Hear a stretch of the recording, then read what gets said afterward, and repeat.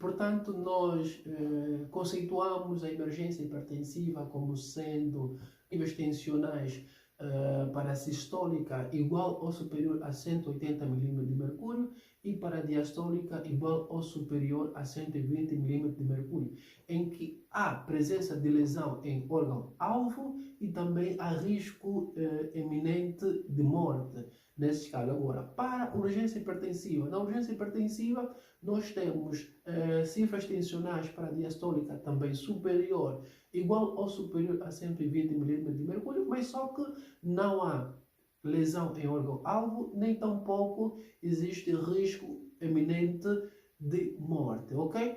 Mas, porém, existem casos em que nós nos deparamos no banco de urgência em que o paciente apresenta cifras tensionais para a diastólica superior a 120 mm de mercúrio e não apresenta lesão em órgão-alvo, enquanto que pacientes com cifras abaixo de 120 mm de mercúrio para a diastólica apresentam, no entanto, lesão em órgão-alvo. Como é que nós podemos explicar? Nós podemos explicar isso pelo próprio mecanismo de autorregulação dos pacientes hipertensos. Daí, muito importante, a individualização terapêutica dos pacientes hipertensos, ok? Muito bem. Quando nós falamos da emergência hipertensiva, nós podemos pensar em 7 possíveis causas. Primeiro estamos a falar da encefalopatias hipertensiva, AVC isquêmico e o hemorrágico, edema agudo do pulmão, dissecção da aorta, síndrome coronariano agudo, estamos a falar também da injúria renal aguda e também da eclâmpsia. Estas sim fazem as 7 possíveis causas de um paciente apresentar emergência hipertensiva. Agora, como nós podemos tratar pacientes com emergência hipertensiva? Normalmente existem dois fármacos importantes ou fármacos de eleição, que é o nitroprusiato de sódio e a nitroglicerina. Normalmente o nitroprusiato de sódio é um vasodilatador muito potente, tem ação tanto na veia como nas artérias. Normalmente é da primeira linha que é usado, certo? Mas também existem algumas recomendações, como ele é fotossensível, ou seja, diante da presença de luz, normalmente ela é inativa, daí é necessário proteger de fato este fármaco. Ou seja, como nós podemos prescrever o nitroprusiato de sódio? Normalmente nós prescrevemos o nitroprusiato de sódio para esses pacientes que apresentam emergência hipertensiva. Nós fizemos uma ampola de nitroprusiato de sódio que nós devemos diluir em 248 ml de soro glicosado a 5% e com uma bomba infusora devemos infundir normalmente 3 ml de hora, certo? Infundir, titulando até de fato chegar até uma pressão arterial adequada ou ideal, certo? No entanto, o nitroprusiato de sódio devemos ter algumas recomendações, como ele é fotossensível, devemos protegê-lo diante a luz e também devemos ter em conta os pacientes, de fato, que apresentam síndrome coronariano agudo. Por quê? Porque ele tem um efeito de roubo de refluxo coronariano, daí não é contraindicado em pacientes com síndrome coronariano agudo. E também, quando estamos a prescrever este fármaco, devemos ter em conta também uma coisa muito importante, que é o resultado do seu metabolismo. Quando o nitroprusiato é metabolizado, ela libera o óxido nítrico, que é um potente vasodilatador, e também resulta uma outra substância, que é o cianeto. O cianeto é uma substância que de fato pode provocar intoxicação no paciente. Como? Normalmente o cianeto ela dificulta a desintegração do oxigênio da hemoglobina para que possa de fato perfundir, ou seja, pode perfundir de fato os tecidos ou para possa entrar na célula e aí realizar então a fosforilação oxidativa no ciclo de Krebs.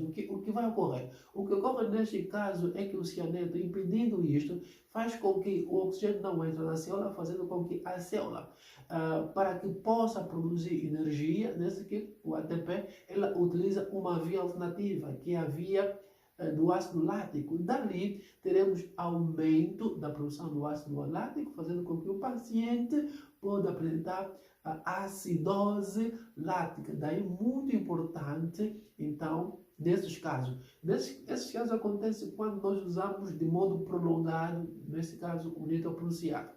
Normalmente, se está a se usar de modo prolongado o nitroprusiato, normalmente nós devemos administrar também com o antídoto do cianeto, que é o tiosulfato de sódio. Podemos também aplicar, de fato, na solução que já foi feita. Isso aqui podemos aplicar, então, a esses pacientes. E devemos também, nesse caso, devemos ter em conta os níveis tensionais, porque níveis tensionais do nitroprusiato. Uma outra recomendação é que devemos ter em conta o nitroprusiato, sendo ele um vasodilatador muito potente. Se não controlarmos, se não monitorizarmos normalmente a administração desse fármaco, ele pode fazer uma vasodilatação muito exacerbada, fazendo com que o paciente possa apresentar, então, a hipotensão, que é algo que nós não queremos chegar até a esse ponto, ok? Quanto à nitroglicerina, a nitroglicerina também é um vasodilatador, sendo ele mais vasodilatador e também tem uma ação nos vasos, nas artérias coronarianas. Daí ela sendo muito indicada, muito prescrita em pacientes com infarto agudo do miocárdio, ok? Então, a nitroglicerina, ela é prescrita, certo? Uma ampola de nitroglicerina, certo? Que deve ser diluído, ela pode ser diluído em 240 ml, pode ser de soro fisiológico ou de soro glicosado a 5%, é soro fisiológico a 0,9% e soro glicosado a 5%. Né? Devemos também infundir, de fato, essa solução. Devemos difundir entre 5 ml, a dose máxima vai até 60 ml por hora. Devemos difundir 5 ml, depois reavaliando, nesse caso, até chegar, de fato, a tensão ou os níveis tensionais desejados, certo? Níveis tensionais desejados, ok?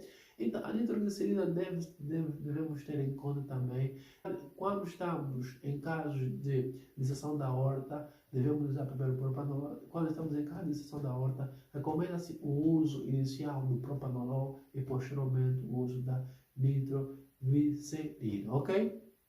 Então, quanto às urgência hipertensiva, estamos a falar em que temos níveis tensionais para diástole superior ou igual a 120 milímetros de mercúrio, mas não há lesão em órgão-alvo, não há risco eminente de morte, certo? Então, como nós podemos tratar? Normalmente nós tratamos pela via oral, utilizamos fármacos de eleição como o captopril e a clonidina. A captopril nós usamos de 20 mg a 50 mg.